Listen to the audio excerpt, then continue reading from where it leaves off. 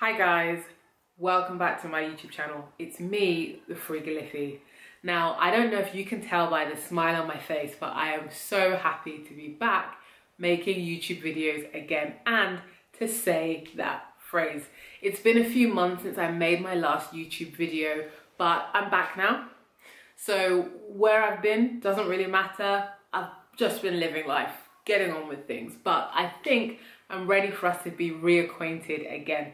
So I wanted to just come on camera really quickly while I've still got some natural light and give you a really quick financial update to just tie off the last few videos I've made about my debt-free journey before we move into more juicy videos on credit score and gratification and shopping addiction and consumerism and all the things I think you've come to enjoy in my content. So without further ado, this is where I am financially. So about 4 months ago, I made a video detailing my 2021 debt-free journey.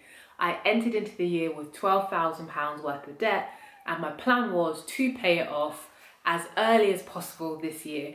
And I am pleased to say that I am now debt-free. At the time, it was pretty anticlimactic because I was drowning in schoolwork and just life. And so I paid off my debt and I didn't really celebrate it. Coming into June, I think tomorrow's the 1st of June, I'm in a better place now to be like, I'm debt-free, yay! I finally paid off my £21,000 lease loan, so I no longer have this second mortgage product hanging over my head. So when I say I'm debt-free, I do still have a mortgage, and I'm still umming and ahhing as to what I want to do with that, as to whether I want to become mortgage-free and debt-free in its truest sense. But for the time being, I can say I do not have any financial products other than my mortgage to my name.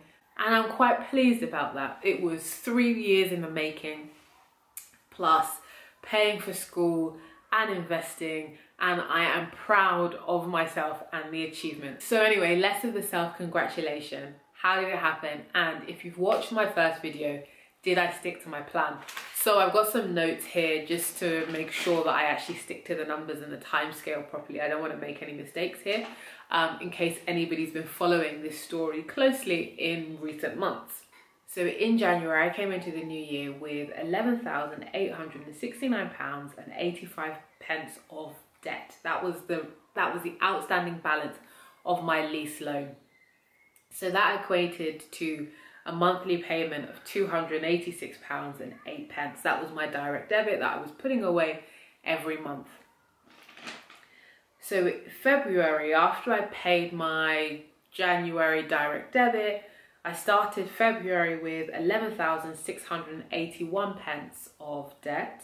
So if you go back to my original video, I did say that one of the ways that I would be paying off my debt this year was if I got paid my bonus, I would use the whole amount to clear a large portion of my loan. It wouldn't be enough to cover the 12,000, but it would deal with at least £8,000 to £9,000 of the debt. And fortunately for me, that is what happened. So after tax, I did receive £8,874.70 in post-tax bonus. So I was quite pleased to be rewarded for the work that I'd done the year prior. So sticking to February, I did make a 10% overpayment, which as per the terms and conditions of my loan, I was able to do without incurring any early repayment fees. And that 10% payment was to the tune of £1,186.98. So pretty good. I was happy with that. What that meant was that coming into March, March started with a balance of £10,144, remembering that I'm still paying the £286.08 direct debit every month. So that brings us into April, where things get sexy. Now, before I get into April and what happened, I'd actually decided at the beginning of the year that I was going to become debt-free on the 24th of May. That was my plan. Financially, I could see where all the payments were going to come from. However, for many personal reasons, I decided to become debt-free earlier than that and not delay a month and just do it in April. In the end, some money that I thought I would have needed freed up. I didn't, so I was able to use it to just clear my debt 1 month earlier. So that's how I was able to kind of like shorten my repayment period for myself. That may not make any sense to any of you, but I just want to be transparent about the fact that I actually had a date set at the beginning of the year as to when I was going to be debt free, and I beat it for myself, which again, I'm quite happy about. So I'm a little bit competitive. If ever I can beat a time, a target, I will. So I'm going to share it with you. I'm a salesperson. What do you expect? So on the 17th of April, when I decided I'd completely had enough and that I was going to be debt free, I took the remainder of my bonus that I just left in a savings account, a sinking pot, which was £7,687.75.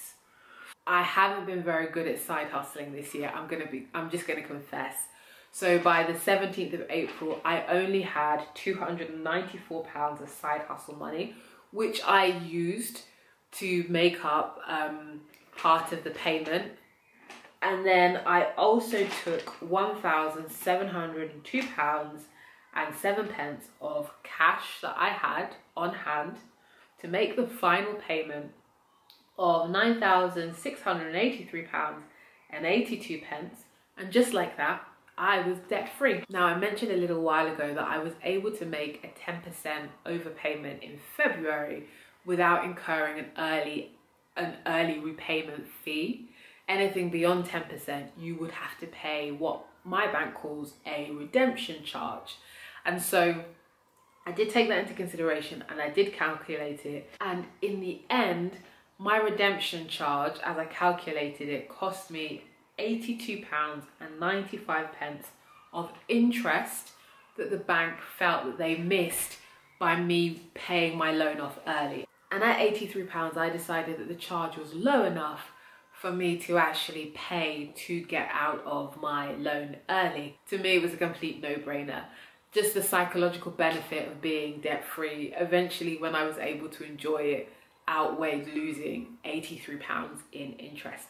It did feel really anticlimactic to me. I know that on YouTube you have a lot of people who will call the bank in tears or do their debt-free scream.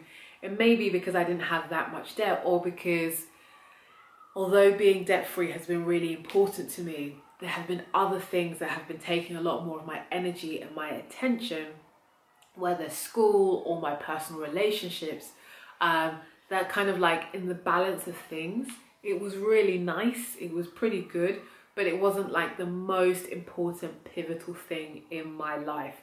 So as I say, for me, a little bit anticlimactic, but now we're here. So what has been going on since I became debt-free on the 17th of April? I've been spending money. I haven't been as much of a frugal iffy as I had been, say, on the 16th of April.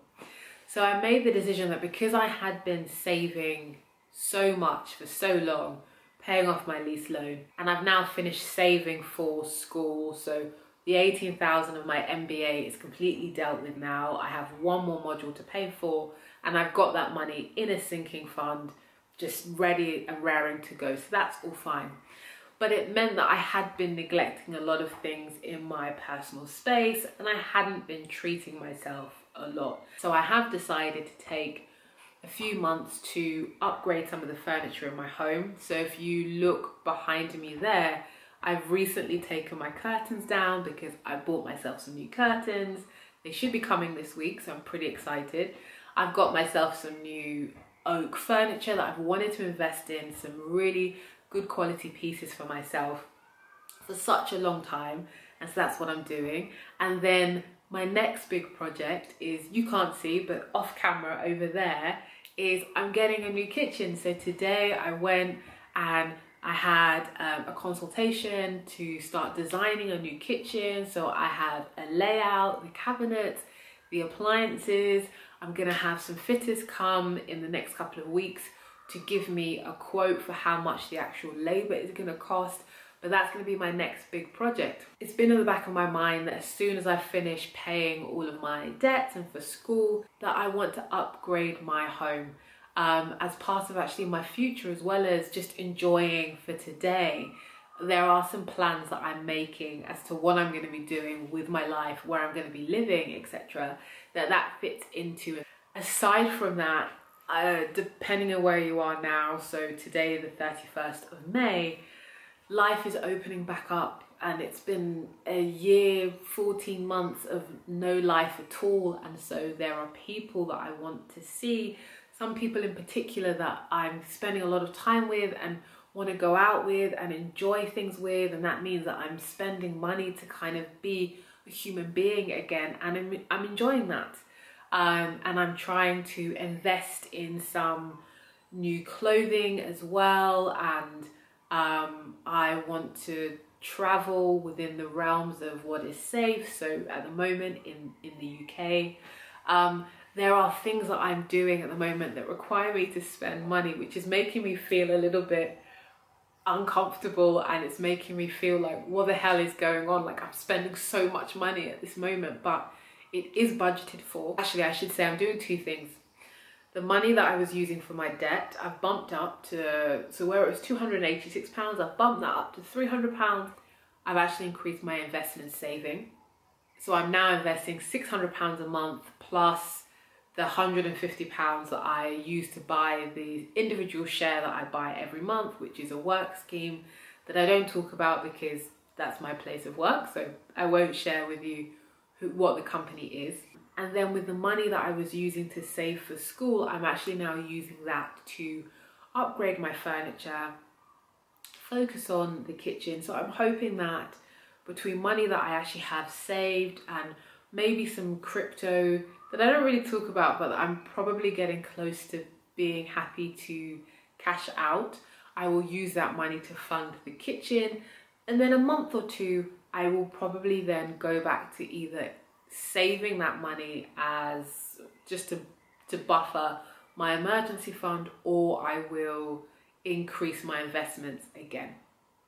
I'm not really sure at the moment. I'd like to be investing more than £750, but I'm not quite there yet. But yeah, that's pretty much where I am at the moment. Life is treating me quite well.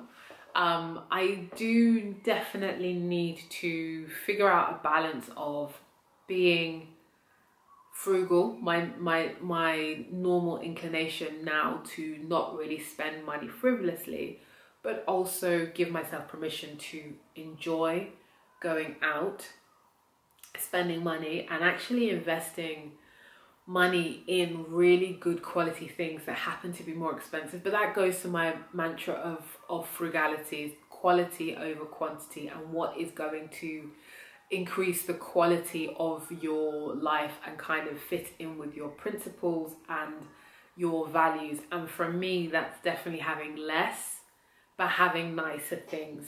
And so I'm not a minimalist by any stretch of the imagination, but I've never been attracted to having a lot of stuff around me, but I do want the things that I have to mean something to me and to be good quality. And so I'm in that position now where, now that I don't have £40,000 of stuff that I'm paying for to external places like a bank or a further education institute, I can actually now use some more of my money for myself, which is really exciting. But I don't want to get into a spiral of spending. So I'm being really careful with my budget, and I am having to re-budget now more in a month because, as I say, when we were in the pandemic, I had nothing to spend money on. There were no unexpected invitations. There was no interesting things that were popping up that I suddenly wanted to go to.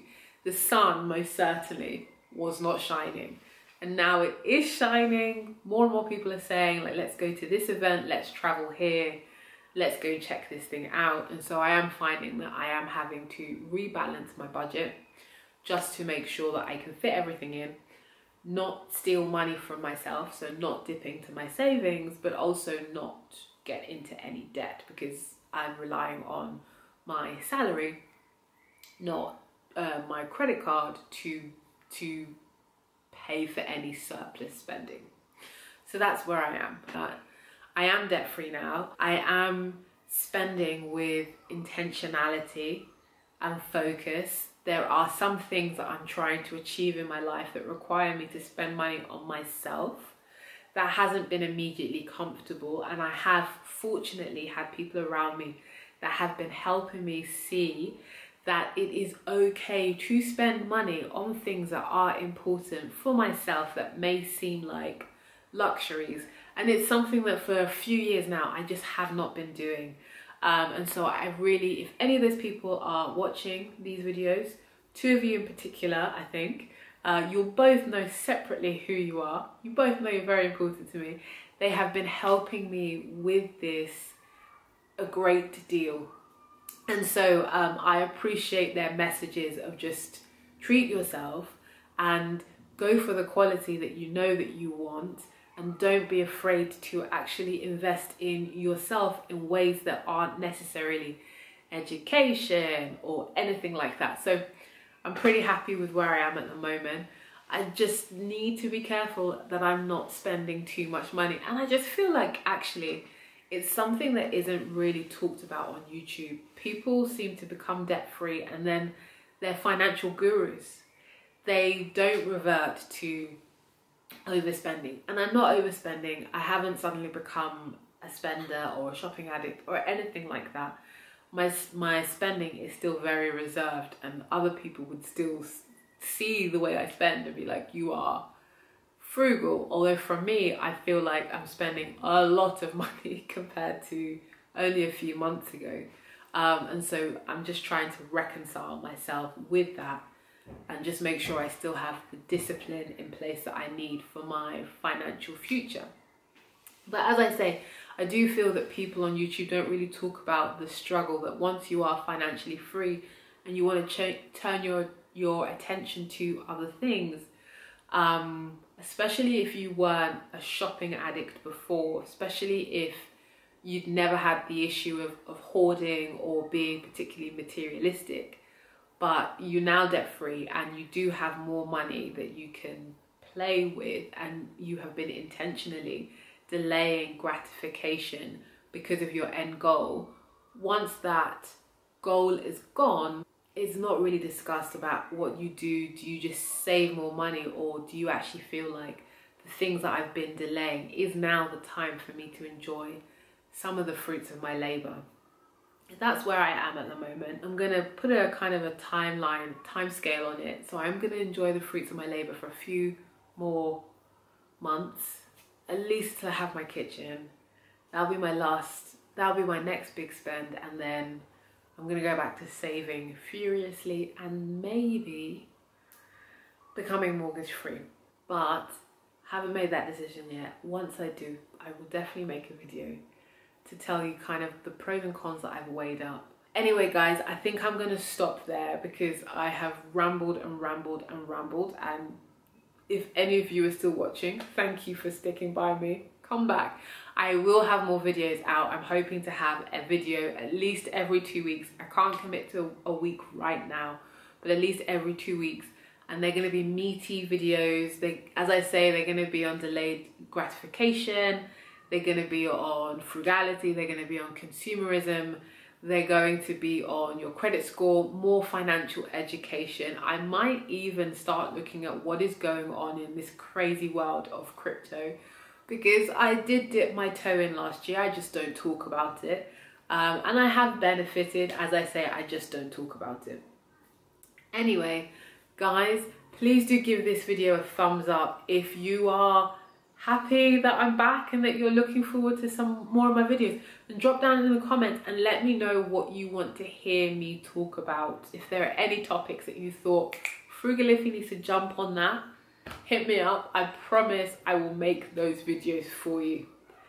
But until next time, I'm so happy to be saying this. See you soon. Bye.